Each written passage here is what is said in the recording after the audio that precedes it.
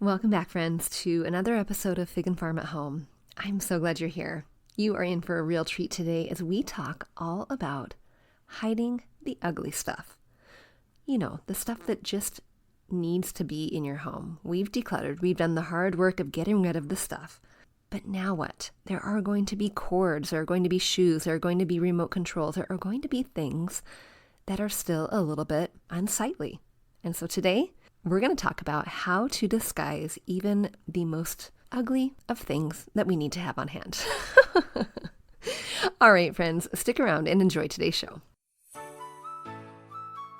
We grew up with the phrase, home is where the heart is, but our culture has shifted and now the message is, home should be Pinterest perfect.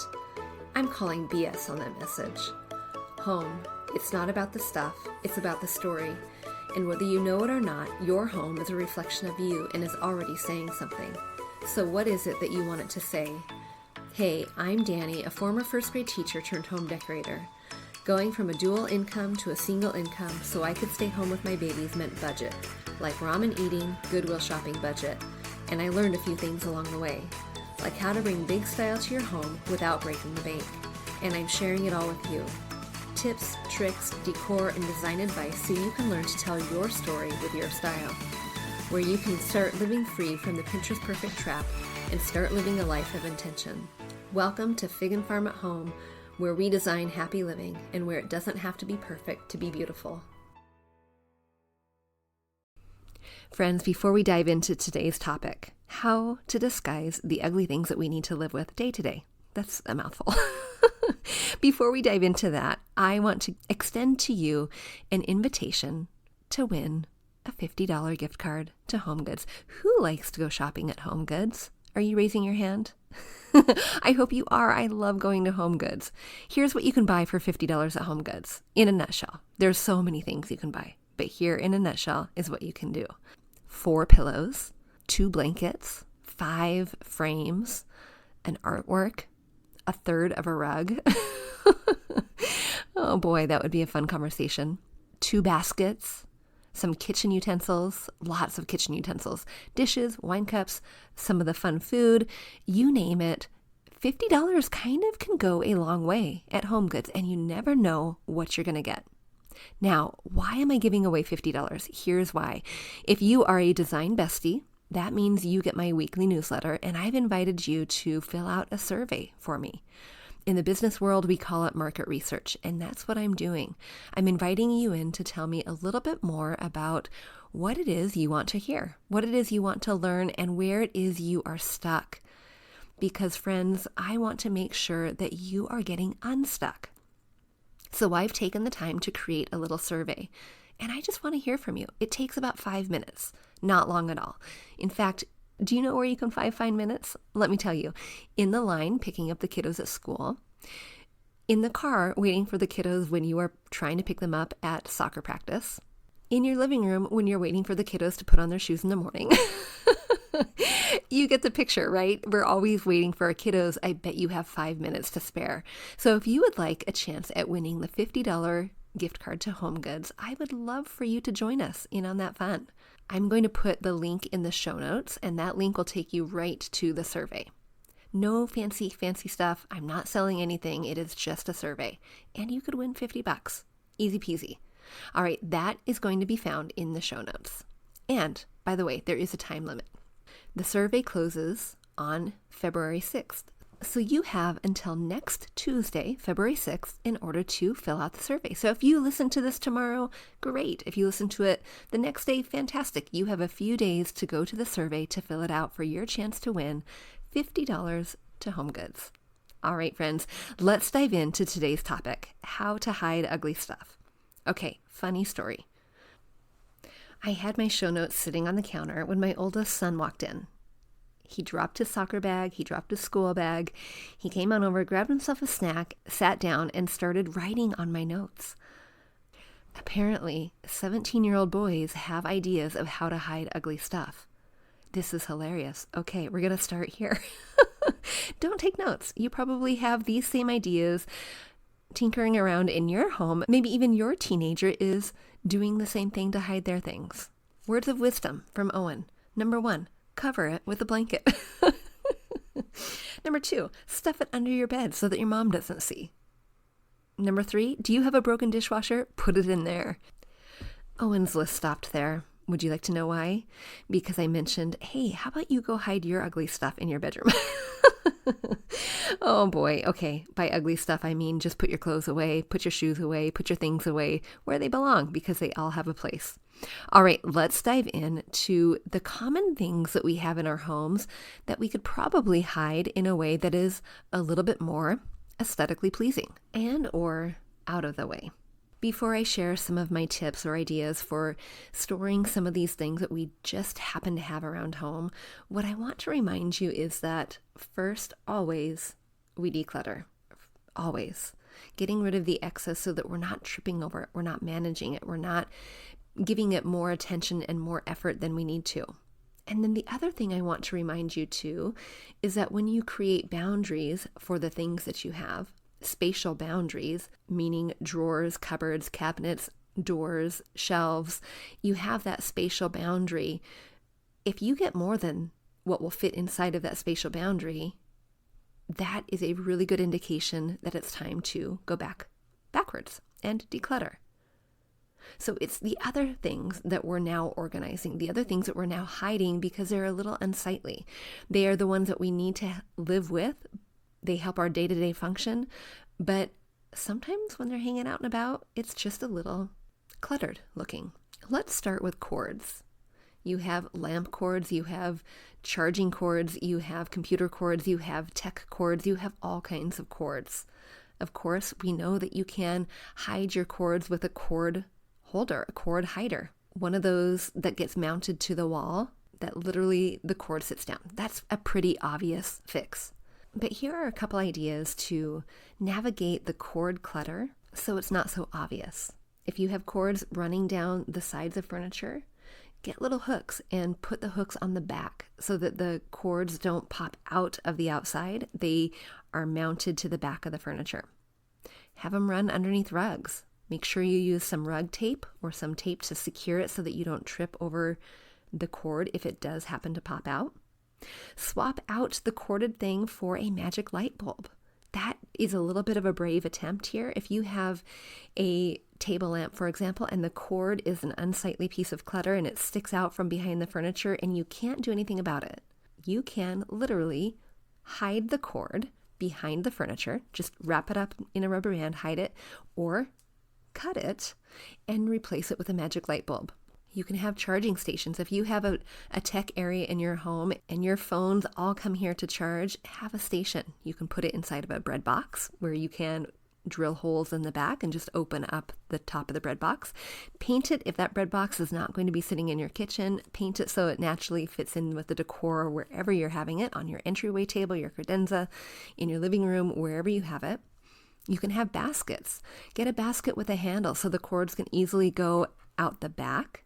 Get a canvas box, one of those storage boxes. Again, you can do some that have handles or holes already in them, or drill your own. Containing those devices and allowing those cords to go and filter through one area is going to save a lot of visual headache. When you have large clutter, maybe you have shoe clutter, maybe you have blanket clutter, maybe you have kiddo toy clutter, think about double duty furniture. Benches that have hinged storage areas, ottomans that open up with a lid, coffee tables that might have an opening on top, a hinged opening, or maybe they have a cubby on the bottom where you can put baskets. In my entryway table is metal. It is metal on purpose, and it looks a little bit like a locker. And it's done intentionally because it looks like one solid piece of furniture, suitable enough to be an entryway table, but it stores stinky shoes. I remember working with a client once who in her living room wanted to make sure she had all of the supplies necessary to change her baby's diaper. She didn't want to have to necessarily go to the nursery in order to do that every time because she had older kiddos around too. So we double dutied one of her side tables. Instead of going for a side table that had no storage, we opted for one that did. It had drawers, no baskets. It hid the diaper cream, it hid the diapers, it hid the changing pad, it hid all of it. But it served as a side table. Another unsuspecting storage space to hide things that you use a lot that you might actually have around the house is a piano bench. Inside of my piano bench, we don't have a whole lot of music in ours, so I don't need a whole lot of storage in order to hold the music sheets and the music books. We have them all out. We have 3. But maybe your music books could be on display in a little basket on the floor, but you hide the stuff that is kind of unsightly in the piano bench, because most of them have hinges in order to hide the sheet music, right? What do I hide in mine? I hide extra artwork, extra pictures, extra little shelf decor that I want to change out seasonally, or I don't want to have it stored in the garage. When we think about hiding useful clutter, which is, by the way, the category I'm giving this stuff that we need to have around, but it's just unsightly, we often go to baskets, and baskets are great.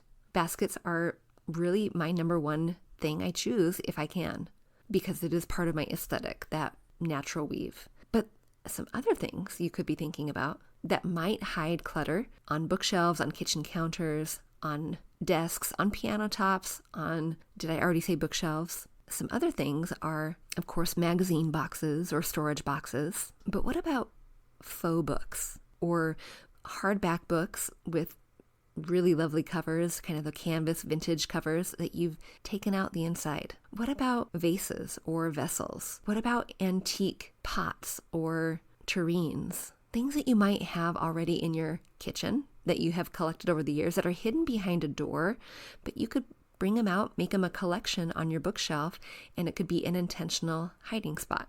Now, what you choose to hide in there or what you choose to store in there is really up to you. What about on your bookshelf? Instead of having artwork hanging on the back of your bookshelf, what if you hung it on the front? So that the big artwork, it does cover part of your bookshelf, but intentionally hiding some of those ugly 3-ring notebooks, magazines, or mementos from the kids that you just haven't gotten rid of yet. And one of my very favorite things to hide clutter in a big way is using shoe organizers on the backs of closet doors.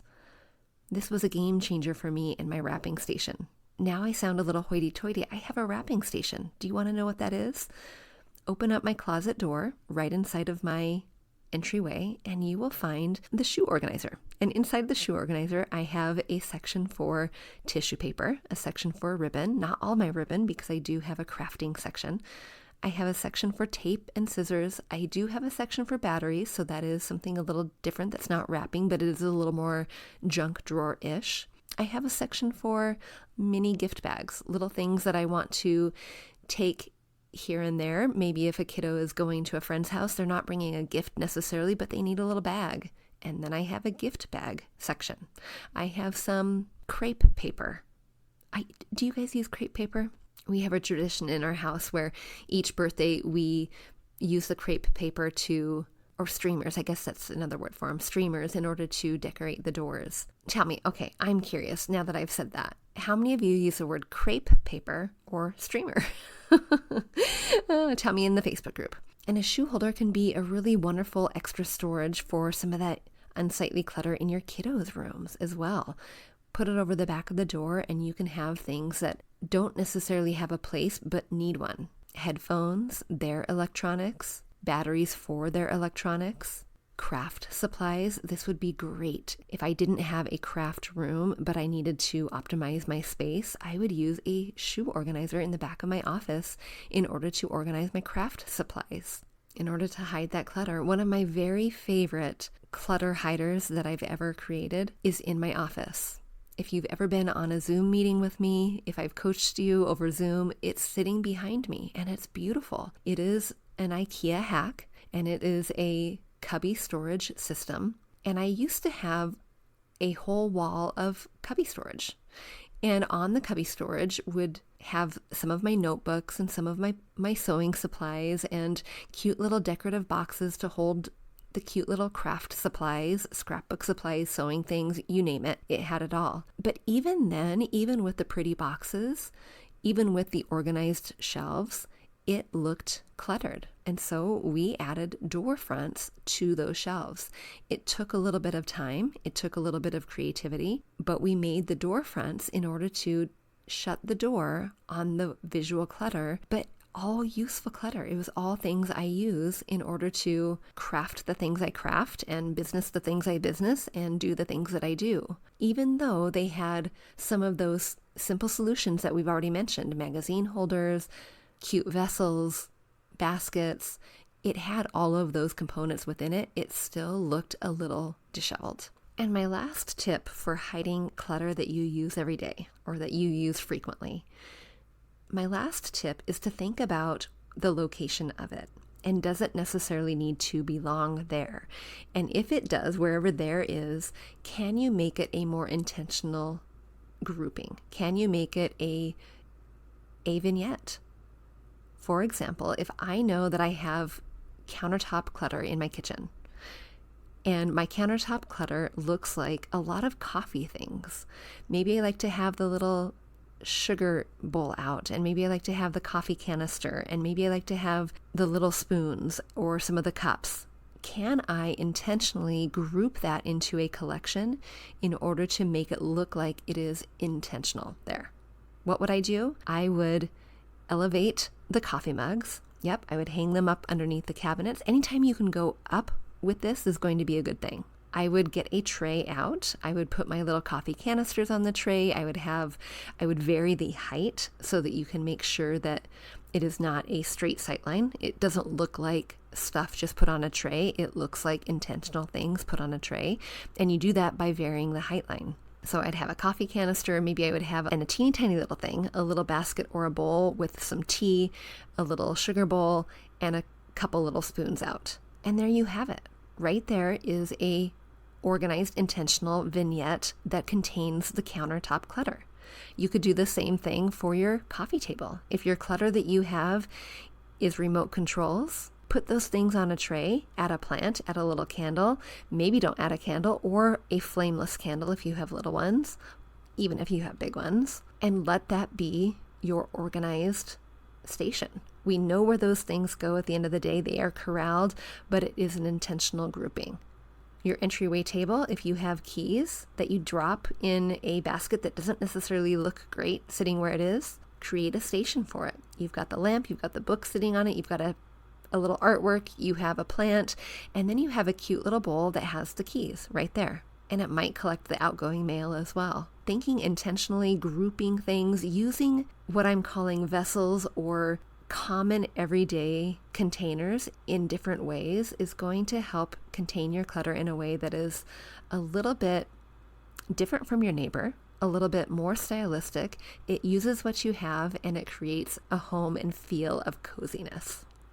All right, friends, I want you to share with me 2 things over in our Facebook group. 1, tell me, do you use the word crepe paper or do you use the word streamer? And I want you to come on in and post a picture of how you contain everyday clutter. How do you do it? What is your tip? We all want to know. All right, friends, until next time, I'll see you soon. Hey, real quick before you go, if you learned something new or found value in today's podcast, would you head over to iTunes to Fig and Farm at Home and leave a review and subscribe to the show? That would be awesome. And if you'd like to connect with my community of mamas who are learning to be intentional storytellers within their own homes, join us at bit.ly/design101 group. There's always more room at the table. See you soon.